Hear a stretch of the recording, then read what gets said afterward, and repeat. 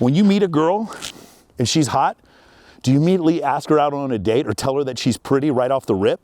Do you do that? What did she do to earn that? Why are you so worthless that you have to give a woman all that attention and show so much intent when she did nothing to earn it? When a woman is surrounded by beta, she then craves alpha. Let me say that again. When a woman is surrounded by beta, she then craves alpha. This is probably the first time where I'd come to the realization where if a girl I like was with another dude, instead of hating the dude, what I need to do is reverse engineer and deconstruct what he's doing right and what I'm doing wrong. The reason why I'm bringing this up is because pre-selection works both ways. Because she bragged about me romantically, then her friends heard that, then it was much easier for me whenever I was talking to her friends. But the opposite works. If the girl had friend zoned me, then the roommate would have friend zoned me also. That's how it spreads. So a lot of times girls are like, oh, I'm dating a narcissist. It's like, no, you're not dating a narcissist. This is the first man you've ever dealt with that has boundaries and is not going to accept bad behavior from you or himself. And because of that, because you're not used to that, instead of recognizing it for what it is, boundaries, you misinterpret it as him being an asshole. What's going on, guys? It's Michael Sartain here. You guys can see the Los Angeles skyline behind me. I'm at the top of Runyon Canyon, and for those of you guys who remember those forest fires, they took out a little bit up here. Most of the bottom of the canyon is good, but I wanted to come out here and make a video after those, LA fires and talk about a couple of things that's gone on. The last time I made a video when I was around here, I told a story about a girl who took a bunch of drugs, passed out, went to the hospital, and then ended up, after me basically falling in love with her, end up sleeping with one of my friends. And one of the reasons why I thought it was really interesting is the reaction that a lot of you guys had to that story about something similar to that happening to you. I decided, you know what, I'm gonna come out here to Runyon Canyon and I'm gonna tell some other stories about some that happened to me where I screwed up and things where I was able to learn. And I just thought the more I tell these stories, the more several of my clients and several other people are like, it's very helpful because, right now, I gotta be honest with you.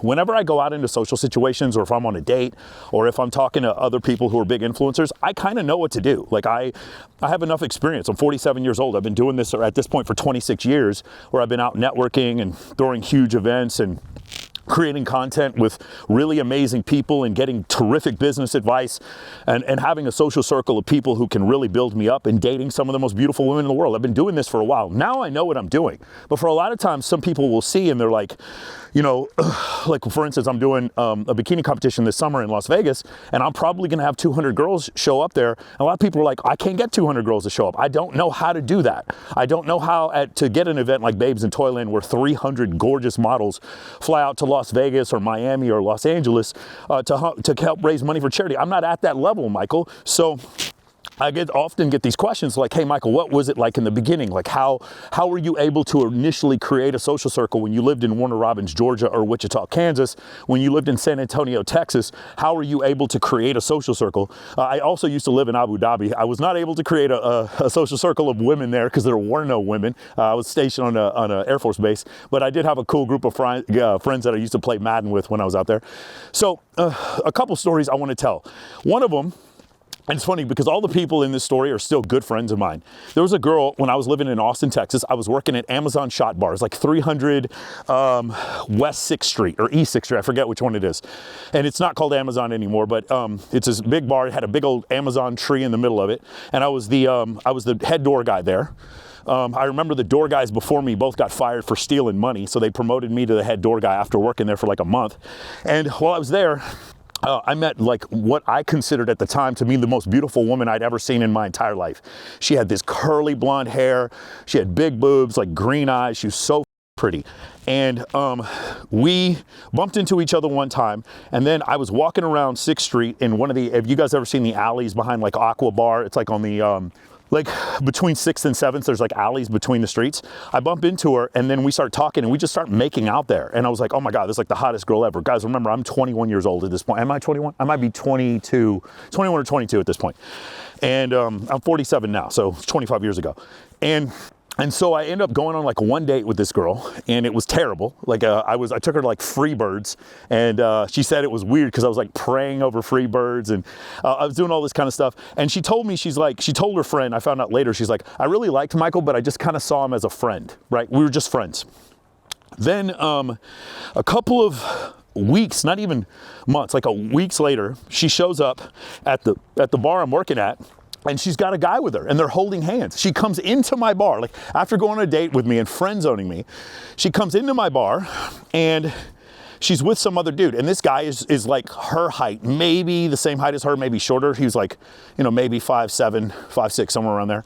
And I remember still to this day, I had never seen a human being look more confident and cocky in my life. I remember initially not liking the guy. It's funny because he's a good friend of mine now. Have you guys ever watched the show? Have you guys ever watched the show Landman? You know those guys who work out on the oil derricks out in West Texas? That's what he was doing for a living. This guy made a lot of money doing that. He was a roughneck. And so I met him, and I remember meeting the guy, and immediately my initial reaction was I didn't like this guy. It's funny because as we became friends later, he became like, again, somebody really close to me. And this is probably the first time where I'd come to the realization where if a girl I like was with another dude, instead of hating the dude, what I need to do is reverse engineer and deconstruct what he's doing right and what I'm doing wrong. And so I made friends with the guy. I left the nightclub on 6th Street, and I started working at a gentleman's club on Congress in Austin. And this would have been March of 2000. And I would invite him to come out there, and the funny thing is, like I said, after she shows up, this girl that I had a huge crush on, shows up to my bar after going on a date with me with another dude. I find out a couple weeks later, she gets hired at that bar, by the way. I think she actually showed up that night to apply for a job. She gets hired at the bar. She's a bartender there. She almost passes out while she's working. So she's the bartender behind me, and I'm the door guy. She passes out, and I immediately look at her, and she's like kind of glowing, like sweaty. And I'm like, hey, just want to let you know, I think you're pregnant. And so I just want you to consider this one more time. I go on a date with my dream girl. She friend zones me. She shows up at my bar with another guy, and that guy gets her pregnant. And they have a kid today. And this kid is, gosh, I guess she would be 25, 26 years old now. They had a kid together, and they didn't stay together. They didn't date for very long. But I ended up becoming friends with the dude, and then I started noticing all these other girls, like stunning women that this guy would date. He definitely wasn't good looking. He definitely wasn't very tall, but I had never met a human being with more like internal confidence and machismo in my entire life than I met with this guy. And so it was really funny. So, you know, he and I would hang out, and I would notice, like, he drank a lot, so I didn't want to do that. But every night we'd go out, he'd get into a fist fight. He would just fight whoever. I used to go around Vegas with two guys, him, we'll call him Daryl. That's not his name, but we'll call him Daryl. And then I had another guy named Troy. That was his name. Troy Hamilton played nose guard at Baylor University, and then he went to camp with the Eagles, and then he became a pro wrestler named Zulu. Troy Hamilton and Daryl and I would go out to clubs in Austin when I was still there working at a strip club, and it would just be the three of us. Daryl he's probably 5'6" and made maybe like 170 pounds. And then, or not 5'6", he's probably 5'8", 5'9", and he made like 160, 170 pounds. And then Zulu, he was 6'1" and weighed 298 pounds. And he had a t-shirt with 500-pound bench press club. And I couldn't get into a fight if I wanted to. I would go around with these dudes, and we would get, like, there would just be brawls every night, and these guys would get into like huge fights. It was so crazy. Anyway, so after getting to know the dude, I started to recognize, I was like, why is it that this guy was able to get the girl that I wanted so easily? And it was just so, like, after meeting him and seeing that this guy just had incredibly strong boundaries, was unbelievably congruent with who he said he was, had like unbelievable levels of confidence, and literally, you know, at one time or another was dating like 5 or 6 girls at the same time. By the way, another girl that I met in Austin, who I thought was, again, one of the most stunning women I'd ever seen, he was dating her for a while too. And I would always ask the girls afterwards, like, why did you go out with Daryl? Like, why would you go out with this guy? And they would always tell me, it was like, I don't know, just when I was with him, I felt safe. I was like, okay, that's what it was. And it was just like, and then why didn't it work out? And it was like, well, because he would drink too much and he would just act too or whatever. So this is something I tell you guys all the time. I want you to reverse engineer. This is not just about dating, by the way. This is also about business. I want you to reverse engineer somebody who has some success, but it doesn't mean you have to do everything that they do. So you guys know I'm friends. I'm a fan of Wes Watson. I am. He and I are friends. I haven't taken his course. I just happen to like the guy. I know there's a lot of controversy when it comes around Wes because he assaulted a guy, his aggravated assault on video and all this kind of stuff. I'm fully aware of that. Wes, however, for those of you who are critical of him, has a business where, and yes, I will stand by this, and any of you who want to debate me on this, you can. He makes in excess of $3 million a month, and he does so without a sales team. The without a sales team part, if you guys have any kind of funnel, you do TikTok shop, FBA, you sell coaching or whatever, you need to hear that and be like, what am I missing here that he's doing that I'm not doing? So I ask Wes questions about his business and he's helped me with my business. Do I want to cover my body in tattoos? No. Do I want to go to jail for aggravated assault? No. But I do want to learn when he does something good. I have another friend of mine, Vegas Dave. Vegas Dave is Dave Awancha. Dave was making several $1 million a month selling sports picks. I saw the cash. Like, you guys can sit there and say, I'm coping. Let's just say you don't believe anything I say about Wes. Oh, Wes never made that much money. Let's just say Wes made $1 million a month, which I know isn't true because I literally saw his Stripe account. I saw how much money he was making. And I talked to Brad Lee, who actually processed some of the payments, and Brad knew how much he was making. That's how I know it's true. When let's just say somebody like I said again, Dave Wancha, Vegas Dave. A lot of people had a problem with Dave because of the way he would market himself. They didn't like it with sports betting, but the way Dave would market himself by using like crazy images. Another guy was Stephen Lau, Credit, who did this, and another guy's Dan Bilzerian, who did this. I was like, okay, so if I do crazy stuff on the internet, I can still sell a product even though I'm going to get a bunch of haters. Again, internally, guys, I'm not telling you to be Vegas Dave or Dan Bilzerian or Wes Watson. I'm not telling you to do these things. What I'm telling you, though, is there's pieces that you can learn from every single one of these people, even if you don't like the complete package. So let's go back to the original story. This girl that I'm nuts about, she brings a guy to my club. He gets her pregnant, and then I go and learn everything about this dude. He's got some serious anger problems. He gets into fights all the time, and then he drinks too much. And so I don't keep the drink too much. In fact, I try to get him out of that. I'm like, hey, bro, let's go out and not drink. I try to say, hey man, let's not, like, starting these fights is not worth it because we're just going to get arrested and like we don't get to come back to this club where all the hot girls are. Let's not do that anymore. And so it was one of these things where I want to keep the good parts and then leave the bad parts. If you guys study Jordan Belfort, like as a sales manager, you need to take the good parts of Jordan Belfort. Jordan Belfort's studies on tonality are incredible. They're some of the best I've ever seen. However, I don't want to do the quaaludes and have sex with the product and throw them up against the wall. Like, I don't need to do those things. You can take the good parts, you can learn the good parts without the bad parts.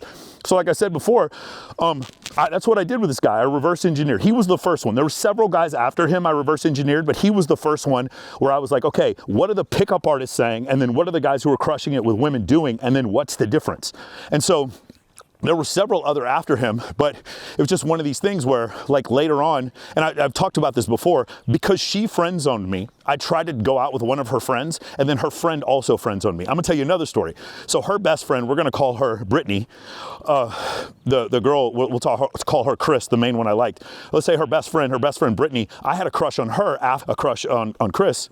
And then when I went after to try to talk to Brittany friend zoned me also. And the reason why, and I've talked about this before, it's always good for you to friend zone girls. This is where I got this rule from.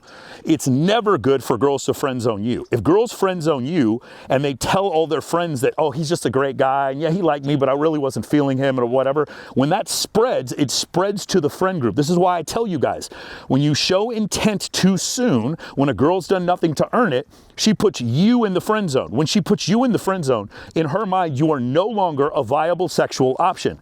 But then she tells her friends, and her friends use pre-selection works both ways. So pre-selection can make like, for instance, I have one example. One of the, she's like married now, so I don't even want to tell this story. But one of the biggest influencers that I had ever met, who I had the biggest crush on, I met her during the pandemic, and her and I started seeing each other. And when we were seeing each other, we didn't tell anyone because she had an ex-boyfriend who was crazy, and I was getting out of a relationship or whatever. And it was just like, this girl was my dream girl. I didn't tell anybody that we were seeing each other. And then she told her roommate, who was also just this stunning, gorgeous girl, that her and I were sleeping together and that it was like some of the best she'd ever had. And then not even a year later, I'm sleeping with the roommate. So here's the reason why I'm bringing this up is because pre-selection works both ways. Because she bragged about me romantically, then her friends heard that, then it was much easier for me whenever I was talking to her friends. But the opposite works. If the girl had friend-zoned me, then the roommate would have friend-zoned me also. That's how it spreads. By the way, this is also what happens with testimonials, right? This is why I say testimonials are so good. You don't want to go work for someone and then do something like, for instance, let's say you guys do copywriting, or you guys build a funnel, or you guys like recruit salespeople. If you get a bad reputation from one person, they're going to tell other people, and it's not going to work out for you. This is why, like, this is one of the things about the internet with all the crypto bros and all the dudes like with these like pump and dump schemes or whatever. When you do that, people can find out. They can look up your digital footprint. You can't get away with doing this anymore, right? Your reputation is going to follow you. It's going to precede you. So for me, you guys notice with Men of Action, we have 200 video testimonials at moamentoring.com/testimonials. And we have 200, we're gonna have 500, is because I'm insecure about this. I never ever want it to be said that I sell a product and I can't back it up. I 100% can back up every single thing that I say that I can do, and I have hundreds and hundreds of testimonials to prove that I can do that. Anyway, let's go back to the original story. So I start reverse analyzing this guy, and this is the first time when I had come to the realization from this, and then later on working at a strip club, that a lot of the things that women say they want and what they actually respond to are different. And that's where I also came up with rule number 1 in Men of Action. For those of you who don't know, rule number 1 is we don't listen to the words, we only pay attention to people's actions. When I started doing that, when I started to only pay attention to people's actions and remove the words, then all of a sudden I was never misled by a woman or a sales associate or an employer or anyone like that. I only paid attention to people's behavior and I just took all the words out of the equation. That was one thing that I learned that was really good. The other thing I learned was there's this misconception that nice guys finish last or don't finish at all, that nice guys don't do as well. And what it is so nice guys, they start to get jaded. This is what Alan Roger Curry called mode 4, like the jaded, misogynist or whatever. What happens is nice guys get jaded and they start thinking that in order to get girls, they need to be an ass. That's not correct. Let me straighten you out. Let me disabuse you of that notion. It's not that the wins. It's that the difference between what you're seeing externally is nice guy versus what's actually happened is man with no boundaries versus man with strong boundaries. When a woman is used to dealing with men who have no boundaries, like let's just say a girl's really pretty, she grows up, she's 17, 18, 19, no one's ever told her no, her parents don't tell her no, everywhere she goes, she's like the most popular girl because she's beautiful, she's always dating like the quarterback of the football team or whatever, she never has any problem socially whatsoever because she's super pretty. No one's ever told her no when it comes to a job. Every time she tries to get a job, when she asks her daddy for money, her daddy gives her money, like no one's ever told her no. I've dated several women like this. When you deal with a girl like that, and she comes across a nice guy, then the nice guy is nice to her, and then she's like, that's what I expect, that's what I deserve. And then she friend zones the nice guy. She doesn't sleep with the nice guy because he was nice to her, because he acquiesced and gave her everything she wanted. Instead, what happens is the first guy who comes around and it's like he's dating her, he's the quarterback. I'm just using an analogy here. He's the quarterback, so he's dating her, but he's dating another one of the cheerleaders at the same time. This is the first time that she's ever met a man who has enough abundance to tell her no. It's not that he's an ass, but from her perspective, he is an ass because he's telling her no. He's not validating her and giving her exactly what she wants. And so this is what I've frequently said to girls. A lot of times girls are like, oh, I'm dating a narcissist. It's like, no, you're not dating a narcissist. This is the first man you've ever dealt with that has boundaries and is not going to accept bad behavior from you or himself. And because of that, because you're not used to that, instead of recognizing it for what it is, boundaries, you misinterpret it as him being an ass. It's not the nice guy loses and the ass wins. It's the guy who doesn't have boundaries loses, and the guy who does have boundaries wins. So if you ever wonder, if you're one of these guys who consistently gets put in the friend zone, the thing that I learned was that I didn't have the boundaries in order to make me attractive to the opposite sex. And the funny thing, same thing started happening to me. I started by some women being called an ass. Women that I would date would be fine, and then we'd break up and she'd expect me to like come back and like try to get with her, and I didn't because I was already seeing someone else. She'd be like, oh, Michael's a what an ass. No, bro, it's not that you're an asshole, that you're the first person who's ever had boundaries in their life, and that's why they feel that way. So now, I ask you a question. In your life right now, do you have the boundaries when it comes to maybe raising your kids, when it comes to dealing with people who are employees in your company, when it comes to your dating life? If you have those boundaries, then you are going to be fine. Also, so let me go over some of these boundaries. Number one boundary that people have where they don't have a boundary is when they're consistently passive aggressive with their speech. They talk around things instead of talking about them directly, or they talk about people behind their back instead of actually having a strong conversation with them and dealing with them. If you don't have that boundary, guys, I gotta let you know, those of you, listen to me, this is one thing you might want to write down. When you avoid confrontation, you create conflict. Let me say it again because it's very important. When you avoid confrontation, you create conflict. If you're one of those passive aggressive people and you don't want to bring up like uncomfortable subjects with people, and this could be your family members, the girl you're dating, whoever, then you actually come off as a weaker person. And to some people, when they get their feelings hurt, you come off as a liar. Let me say this once again. When you are passive aggressive and you avoid confrontation, you create conflict. But when you avoid confrontation, it causes you to lie, but they're like little white lies. You know what they call somebody who lies in order to spare people's feelings? They call them a liar. You need to have enough self-respect to tell people when they're not living up to the standards that you have for yourself, and you may have to excommunicate them for your life. Having those boundaries, you'll notice, instead of people like leaving your life, what happens a lot of times is they're like, oh, I need to show a little bit more respect. Oh, this is a person who I actually need to listen to.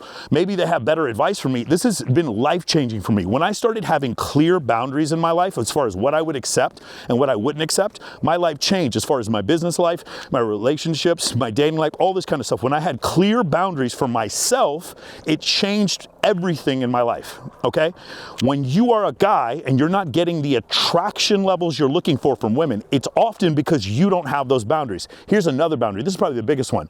When you meet a girl and she's hot, do you immediately ask her out on a date or tell her that she's pretty right off the rip? Do you do that? What did she do to earn that? Why are you so worthless that you have to give a woman all that attention and show so much intent when she did nothing to earn it? When you do that, just can you imagine? I walk into for a job interview, and it's like, you know, this job I kind of want, and like they ask me like 2 questions, and then they offer me the job, and like there was like no interview. I would be like, wait, something's wrong with this business. If you're willing to give me the job without doing any research on me, that means nobody wants this job. And so that's how women are. You meet a woman, and then immediately he looks at your boobs, and then he's like, hey, let's go on a date sometime. What does that mean? His standards are low. I never, and I require this of all the guys in MOA, I never show sexual intent to a woman unless she's earned it. And that means she's shown me some level of compliance. That's a boundary. You guys remember we talked about boundaries that you have? That's a boundary that you have to have as a man. And when you do so, to a lot of people, you're just going to come off as an attractive man who has boundaries. But to some people, you're going to come off as an asshole because you're the first person to ever tell them no. So I need you guys to understand the difference. Do you have those boundaries or not? If you don't have boundaries, this is always going to be an issue for you, right? So we talked about a couple of boundaries. One boundary is, do you use passive aggressive communication, or you can be direct and ask for what you want? I have one client who he and his girlfriend have had like threesomes with other girls. And then afterwards he's like, I want to have a threesome with another girl. What should I do? And I was like, how about asking her? How about just telling her that's what you want? And of course he follows my directions, and then guess what? He had a threesome with another girl because he listened to what I said. He just followed directions instead of trying to make this into something that it isn't. And then secondarily, like I said before, the boundary when it comes to giving women attention, giving women sexual intent when they've done nothing to earn it, it shows that you're lower value and lower status. Here's another one that has to do with business, and it also has to do with relationships. And this is the boundary of money. Money. So here's the thing. A lot of guys, what they'll do is they'll give women money in exchange for what they think is attraction. This is a really big trap that a lot of people fall into. The worst example of this is like the guys paying for a girl's OnlyFans thinking that they're actually talking to the influencer online when you're actually talking to, an account manager who lives in the Philippines. But that's one of the places. Another place is guys who are just like off the rip giving girls gifts that they haven't slept with, that they haven't gone on dates with, where the woman hasn't shown any genuine desire. When you give a woman money, this is something that's really important, and I've seen this a million times. I live in Las Vegas. I've seen these girls who are sugar babies. Anytime a girl is getting money from a guy and she wouldn't have any dealings with him if she wasn't receiving money from him, there's always another guy that she's having with for no money. Let me say that one more time. For every time she has some beta who's giving her money so that they can go on dates or flying her different places or taking her shopping just off the rip, just meeting her, knowing nothing about her. But the best way to explain this is another thing you guys might want to write down. When a woman is surrounded by beta, she then craves alpha. Let me say that again. When a woman is surrounded by beta, she then craves alpha. So if a woman is constantly, like you see this often, girls who are strippers, they'll be surrounded by dudes who are just like simping off, tricking off money to her, and then there's always some guy that she's sleeping with who doesn't pay her any money because she needs alpha, because she's surrounded by beta. Another example, I hate to say this, but I used to go out sometimes with my friends who had pickup artists, boot camps, and the students would go up and just creep out a bunch of girls, and then I would sit there and be like, oh, that's cool. What did that guy come up and say to you? And she'd be like, oh my God, it was so he came up and asked me whether or not me and my best friend have ever kissed the same guy, or if I floss or brush, whatever the pickup question was at the time. And I would just stand there and just be a cool guy. And I would end up picking up girls because they were surrounded by beta, so they craved alpha. I can tell you this several times. Every single girl out there who's a sugar baby, who has a dude who's paying for her life, there's another guy who is her down, who doesn't pay her any money because she's surrounded by beta, which means she craves alpha. But the reason why I bring this up is because a lot of you guys don't have boundaries. I've seen several times where guys are like flying women out that you don't know. It's a very strict rule I have. If a girl and I have not been intimate, I'm never going to fly her anywhere. That's why I live in Las Vegas, because they always fly out there. It's a boundary you should have. It's also money when it comes to your personal life. Are people borrowing money from you and not paying it back? Is this a situation where you go to dinner with a group of friends and you should be splitting the bill, and then but people like throw in $20 when they owe like $100, and you're so indirect? You remember the first thing I said about passive aggressive communication? You're just like, go ahead and pay the bill, and you just keep getting taken advantage of by your friends. You guys have to understand, it's a cycle that goes in both directions. If you get taken advantage of, then more people take advantage of you. That's the way it works. If you do things that incur less respect, then more people will disrespect you, and it spreads like a wildfire. It spreads like, it's funny I say wildfire, I'm here, like I said, in Los Angeles, but it spreads where if you get a reputation for being a dude with no boundaries, then other people also take advantage of you. So again, another one is, obviously a more obvious one would be like prostitution. This is one of all the clients I have, the most difficult clients for me to fix are the ones that have sugar babies or pay and think they're good with women. It's not that they just pay prostitutes. If you pay prostitutes, I just get you to stop paying prostitutes, get you in better shape, get you to going out and talking to beautiful women, and you can change how you think about things mentally through that. That's not difficult. It's when they pay prostitutes and they think they're still good with women. We have an interview I think I did previously at AVN where we had a girl who works at the Bunny Ranch, and she was talking about, or she was at she was at Mustang Ranch, one of those legal brothels in the state of Nevada, and she was talking about she has clients that come in there and they pay her for, and they actually think they're good with women. This is the worst. You don't have a boundary when it comes to money, and it's caused you to have a delusional belief about yourself. So you got to ask yourself, are you delusional when it comes to some of these ideas, and do you have boundaries? So do you have a boundary when it comes to your communication? Are you passive aggressive or are you direct? Do you have a boundary when it comes to your intent? Do you give too much intent and show lower status by giving people intent when they've done nothing to earn it? Okay. And then number 3, do you have boundaries when it comes to money? Do you have boundaries? Are you sitting there tricking off money to women who've done nothing to deserve it? Or do you have boundaries when it comes to that? Guys, let me tell you something right now. And a lot of you, I've gotten a lot of criticism from guys in the red pill space. I completely agree with Justin Waller and Tristan on this idea of gentleman game. If a woman is going to give me children, beautiful children, a woman is going to be there for me, she's going to be loyal, she's going to support my business, she's more into my business than I am, I will buy her anything. I will buy her anything. She will never have to worry about anything financially. If she is a good woman, good wife, and most importantly, a good mother to my children, I will buy her anything. But if she's not, which 99% of women that 99% of you guys encounter are just girls that you want to have sex with because they're hot, they've done nothing to earn it. They've done nothing to deserve it, and you keep showing them intent. This is something that pickup got very, very wrong very, very early. Too much trying to keno escalate. Very bad, because you're showing sexual intent to a woman who hasn't earned it. She hasn't shown you a certain level of compliance so that you can earn it. The same thing, any of you guys who have dealt with sales, these same boundaries apply. You guys know you have to, really good salespeople, what they do is they make the potential client go through a pain point. They make them experience a pain point and they ask them a difficult question. And the really good sales guys let that awkwardness just sit and they wait for the other guy to be the first one to talk. I also do this a lot of times when I'm on dates.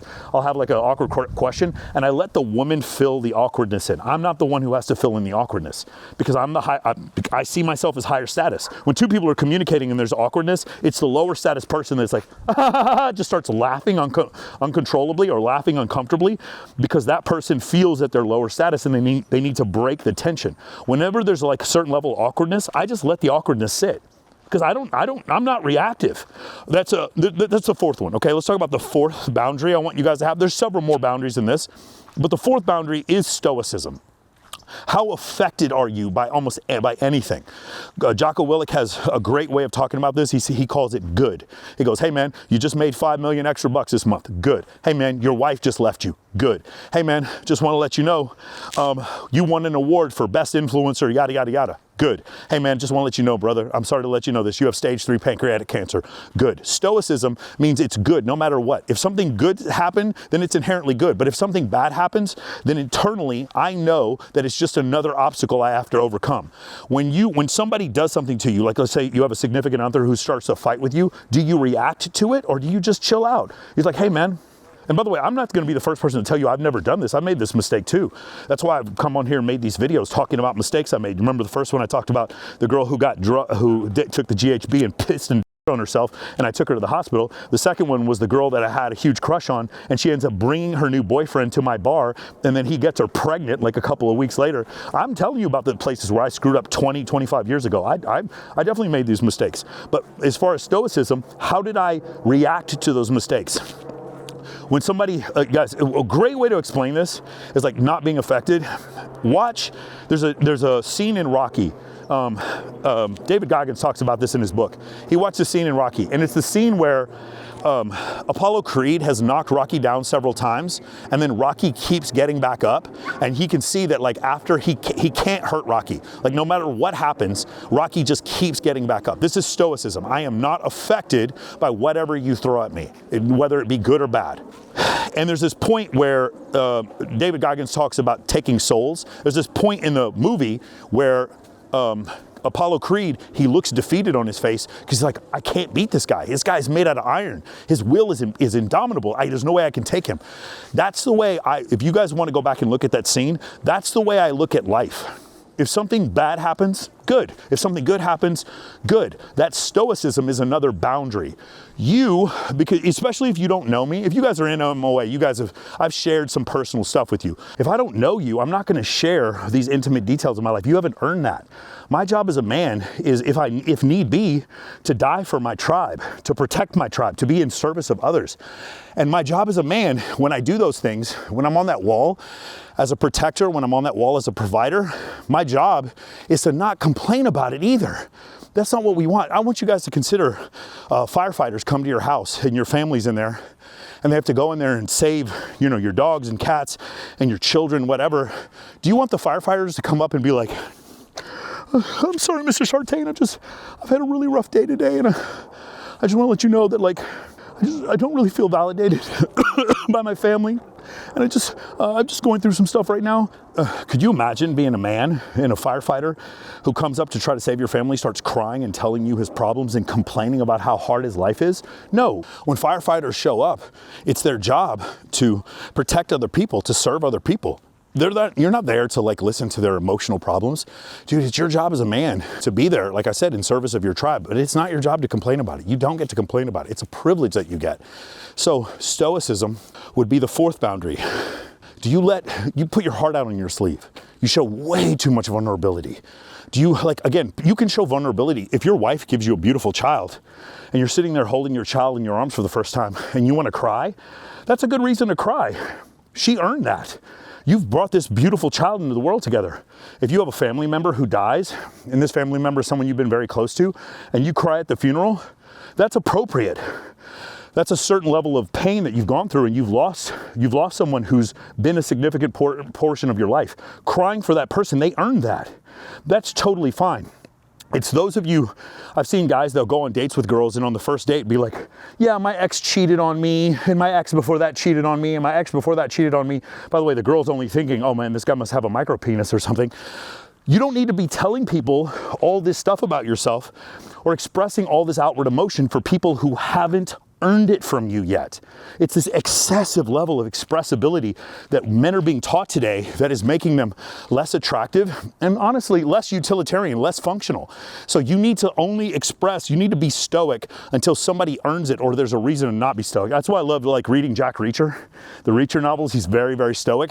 That kind of thing is like, men need more of that. I'm not telling you guys to be just a rock, a stone face, or to look mean all the time. What I am telling you though is, often, if you're a strong masculine man and people look at you as a leader, if your facial expressions are constantly changing and you're like losing your for no reason, people don't want to follow you.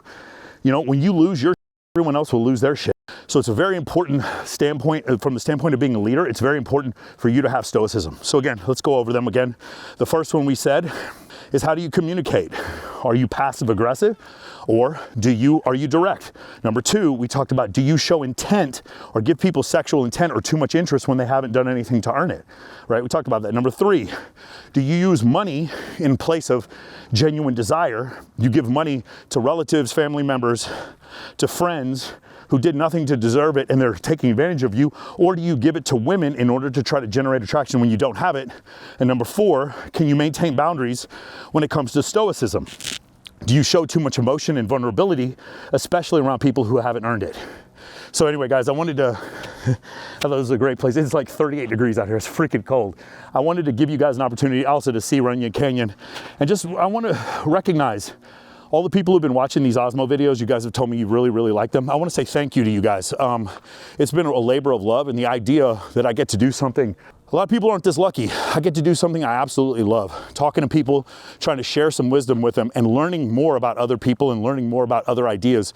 Getting to do that for a living has been an absolute blessing, and I couldn't have done it without you guys. For those of you who've seen that I've been remonetized, thank you guys for all the super chats on Access Vegas, man. That's also been really great. I appreciate it. And what I would really like for you guys to do is, if this has been helpful to you, and I really mean this, I know some people just say this at the end of their videos or whatever, but I mean this, share this with a friend. I'm not trying to sell them anything, but share this with a friend if you think it would help them. If you're somebody who's maybe in your early 30s, late 30s, early 40s, and you're like, life has passed me by and it's too late for me to start, you'd be like, hey man, maybe you should watch Michael Sartain. He said life started for him at 46 years old. It's true. 46 is when my life started. Truly. It's never too late for you guys. Hey man, I have trouble because I keep comparing myself to other people and it makes me sad.